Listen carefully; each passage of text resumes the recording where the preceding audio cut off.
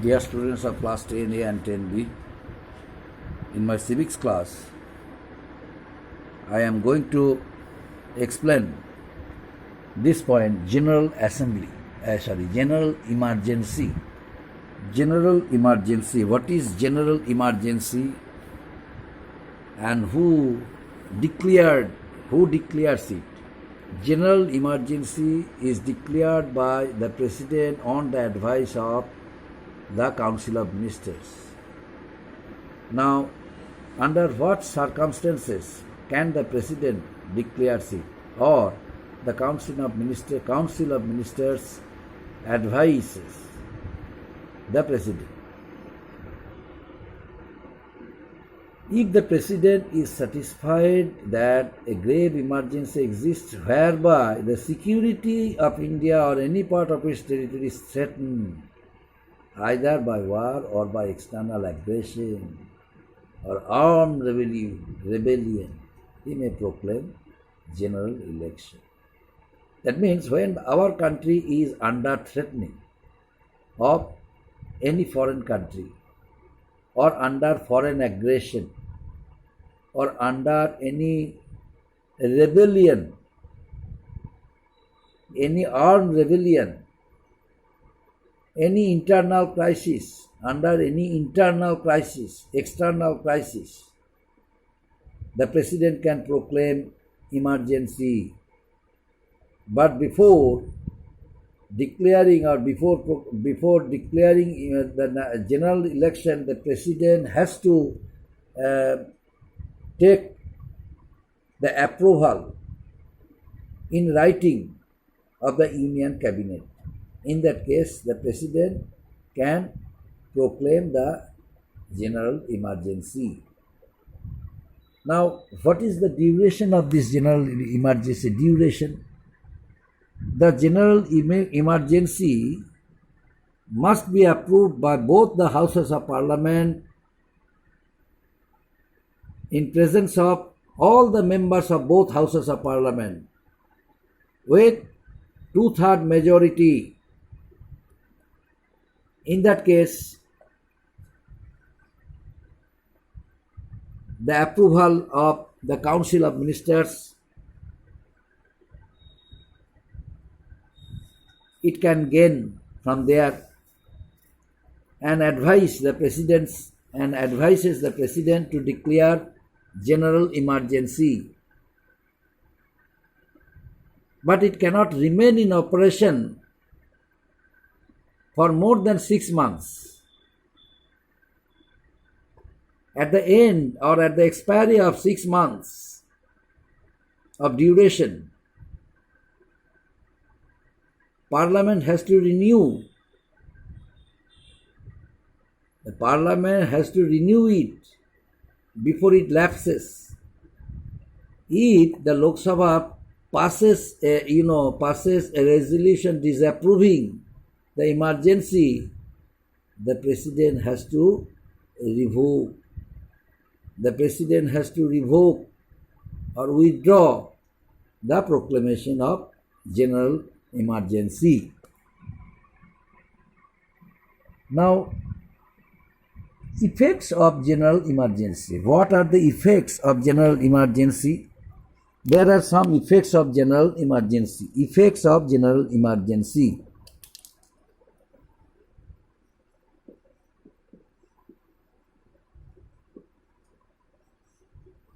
Effects of general emergency. What are the effects of general emergency?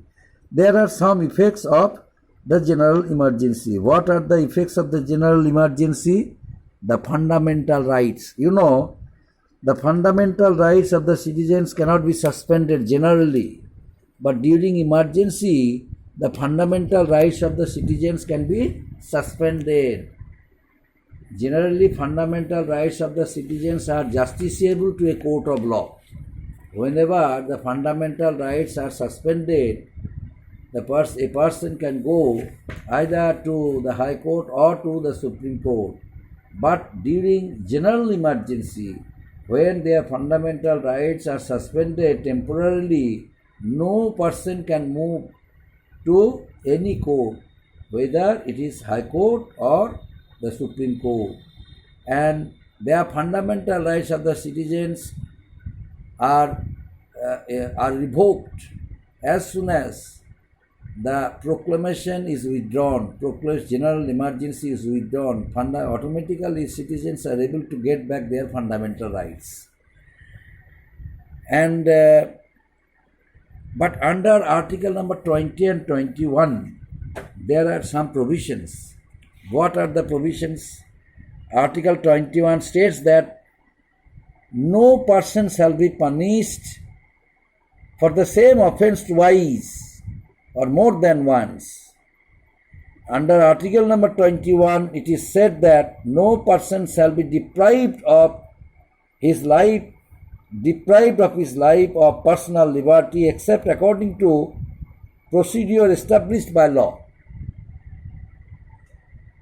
And for that reason,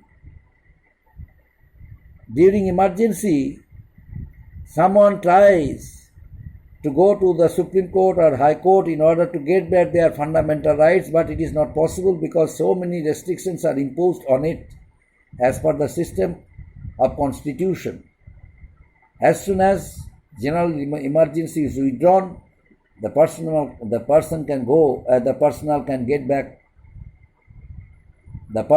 get back his or her fundamental rights and can exercise it. Now, center-state relationship. Next point, center-state relationship. What is the center-state relationship? Center-state relationship.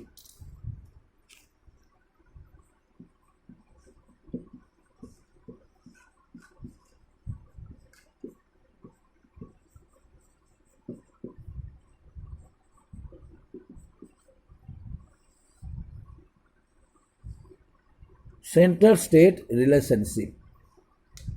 You know, in our federal structure, in the Constitution of India, where federal form of governance is there,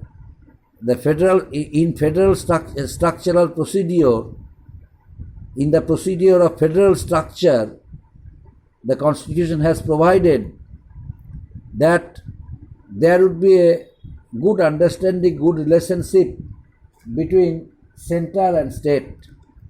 The center is supposed to frame laws, and that laws should be implemented by each and every state by providing equal importance. That means each and every state is supposed to implement the same laws once framed by the center. In that case, there must not have any contradiction between state and center. Besides, the center can maintain the entire system of financial support from the center. That means the state can demand huge amount of money for the all-round development of each state, but it is depending on center how much amount of money should be sanctioned for the development or for the all-round development of that particular state. In India, there are so many states, but center is the head. That means the central government is the head to control the entire system, the entire procedures of administrative system. From center, the central government maintains it by framing various laws, rules and regulations, and that's why everywhere there is a system provided for each and every state to open debates and discussions in the legislative assemblies in presence of the member of the legislative assemblies. and and the head and the constitutional head or nominal head of the state is the governor. The governor is supposed to make a report of the debates and discussion in the legislative assembly, the the time when a state fails to establish law and order. As the nominal head or constitutional head of that state, the governor has to make a report and send it to the center. And center can advise, center can give some suggestions. In that case, in some cases, center can declare presidential rule if law and order is disrupted in the state. That's why it is said that the relationship between the two organs, center and state, should be cordial. Apart from this, Union Parliament plays an important role, acquires powers to give direction to the state on any matter, so that the state government will be under the complete control of the Union Executive and would function smoothly as under the unitary form, unitary system with local subdivisions. That means controlling a state from center can be possible only when Parliament plays an important role by opening debates and discussions regarding any issue of any state. In that case, the members of Parliament of different states or particular state can take part in that debates and discussion and can solve the problems and can provide certain and necessary informations regarding the procedure of debates and discussion, or regarding the point through which they would come to a conclusion. That's why the process by which a debate and discussion is started in the Houses of Parliament, the role of the minister, the role of the member of Parliament of different states are very important. During the crisis period, when relationship between a state and center is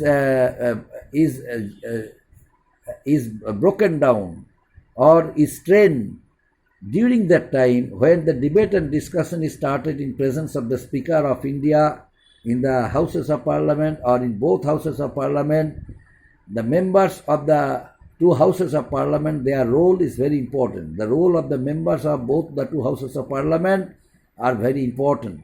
They play an important role in clearing out their doubts and in solving the problems of their respective state. Up to this, my dear students. Thank you.